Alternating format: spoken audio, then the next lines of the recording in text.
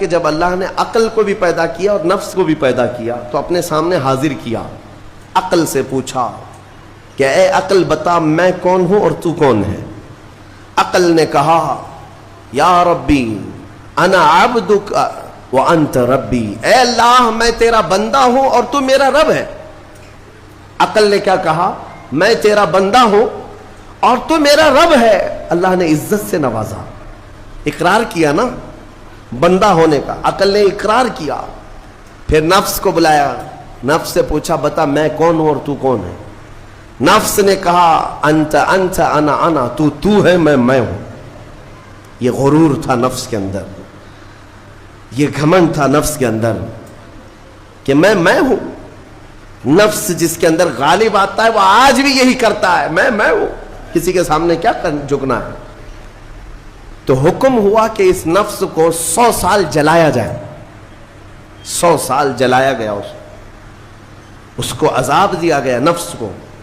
100 سال بھگتنے کے بعد، آگ کی تپش بھگتنے کے بعد اسے پھر لایا گیا نفس کو۔ اللہ تعالیٰ نے پوچھا اے نفس بتا میں کون ہوں اور تو کون ہے؟ نفس نے کہا انت انت انا انا، تو ہے میں ہوں۔ غرور نہیں ٹوٹا، گھمنڈ نہیں ٹوٹا۔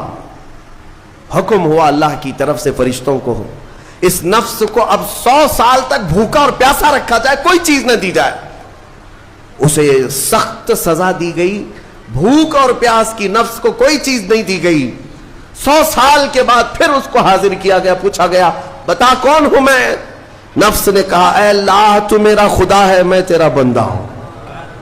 فرمایا بزرگوں نے کہ نفس کو اگر کوئی جھکا سکتا ہے تو وہ بھوک ہے، اسی لیے مولا نے رمضان کے روزے تم پر فرض فرمایا۔